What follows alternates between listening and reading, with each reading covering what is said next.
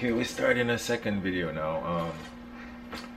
Well, it's still the first video for you though, because you haven't seen the first one. But I think I'll tell you the story now about my accident and how it happened. Sorry, something's in my throat. My dog's out there playing, so he's kind of distracting me too. As a matter of fact, here he is. Hey Casper, say what's up. Say hi. Say well, go on. Anyway, so yeah. My story began, I was 27 years old, yeah. And at that time in my life, I was running my own business. I had a franchise for an ice cream company, and I was doing pretty well. Then I was looking to set up my own store where I also distributed the ice cream plus other products that of my choosing that I decided to sell. So while I was out there working and stuff, I was still having a lot of fun, enjoying life and partying. Wanted to come back and do my master's, but first wanted to get some experience. So I decided, you know what, let me just do this for a couple years, get some experience, and then go do my master's. But things didn't really work out that way. You can always plan things in life, but that doesn't necessarily mean that it will go the way you expect. Yeah, sorry. So what I'm thinking now is, alright, let me just stay here, do this, get experience, make some money, have some fun while doing it, because it was good being home back in Jamaica after being in the States for many years. So I did that, and while I was setting up my second business, actually, I went out one night, and I remember I wasn't even supposed to be in Jamaica. I was supposed to be in Florida. I was supposed to leave the Friday to come up to the States to go get my citizenship because I had an appointment. Yeah, so I said, you know what, I'll go up on Monday because I'll just stay here and just have fun this weekend, and then I'll go on Monday. Why waste the weekend? So stayed in Jamaica, but then went out, partied. Was a rainy weekend, it wasn't that great. Went to a friend's sports bar, was hanging out there for a while, met up with the person who was actually in the accident with me there, and we left from there and we went to the club in like New Kingston where everybody was. So once we were there, we started having fun and drinking and, you know, the usual. So it was time to leave now. So the person I was there with and I decided, okay, let's go back to my place. We were leaving the place, and I remember coming outside, it was pouring rain. I was looking everywhere, I was like, wow, yeah, this ain't great. But anyway, no big deal. Went into the car, started driving home. Driving, I wouldn't say fast, but I wouldn't say slow. You know what I mean? And I'm a regular rate, not realizing anything is going, not doing anything out of the ordinary or anything too risky up to my skill level. Yeah, when we were about 2 miles from my house, I'm going around this corner, and I just remember just going around the corner. Normally I drive that corner, I can't even count that amount of times. So going around the corner now, I drove one of the Dodge Ram pickup trucks, and I felt the back just go. It just went away, just washed out. And I was like, holy crap. And I can drive. So I knew even on the wet road, no matter how much correction I put in there, there's no way I'm going to save this vehicle. So I was like, oh crap. I knew it was going to be bad right there. So while we went around the corner and started sliding across the street, the back wheel hooked up on the sidewalk on the opposite side of the road, because the van I think was spinning around. Hooked up like it was going the corner, and it just washed out and was going around, and the back wheel hooked on the sidewalk on the opposite side of the street and threw the truck into a wall, which was my side. And the impact alone, I mean, I've never heard a sound like that, like crushing metal. It was like a explosion, but like with sounds I can't even describe. So when that happened now, it just happened quickly, because remember, it just brought, the wall is what brought me to a stop. That was it. I just remember it was like slow motion. Hold on there, I'm sorry. that little guy here who just needs some attention right now.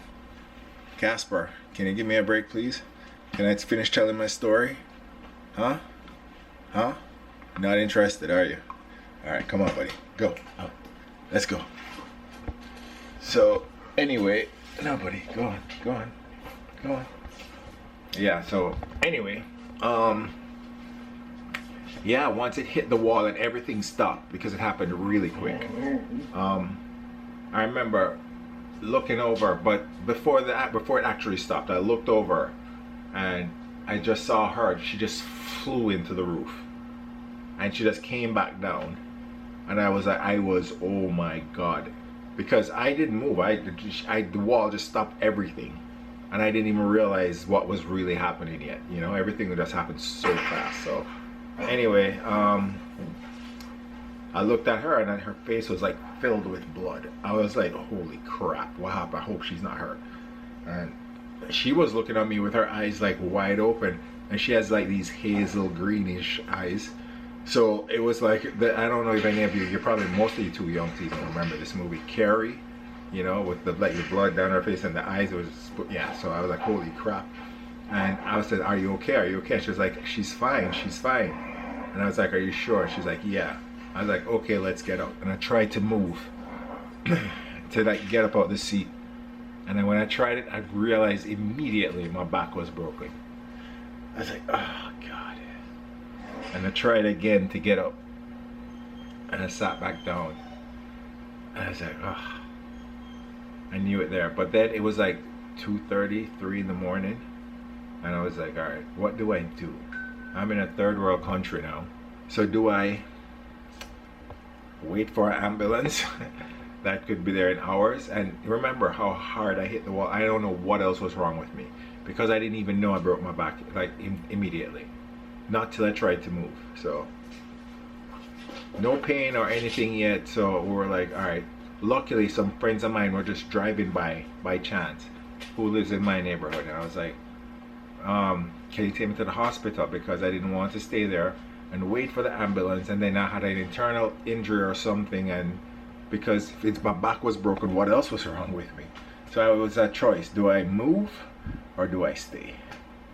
And the opportunity was there to move, so I decided to move. My choice. Maybe it was a mistake, but it was a choice I made in the moment at that time, which I thought was best. So that's just what it was. So I'm not gonna like cry over spilled milk. So anyway, he drove me to the hospital. I remember I had to hold myself up in the back of the pickup, and then I had to like push myself flat, because that's when I started feeling the pain.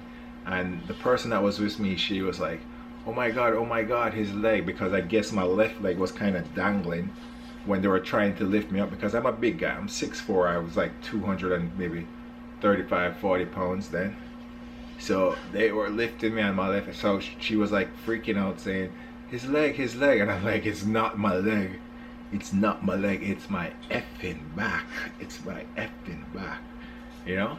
And the pain was, I can't even explain this pain. It's like, okay, it's not like a regular cut or you're hurt or something. It's like a toothache kind of pain, nerve pain, like multiplied by 1,000,000 at least. I don't know how I didn't pass out or any of that, but luckily I was conscious. I remember the whole thing, like everything. So my friend ended up taking me to the hospital, where as soon as I arrived at the hospital, they gave me a steroid shot, and immediately I could start to feel, but I couldn't move anything below my nipples. So they put me in intensive care. They stabilized me and did what they had to do. And then my mother looked at the doctor and said, well, doc, if this was your son, what would you do?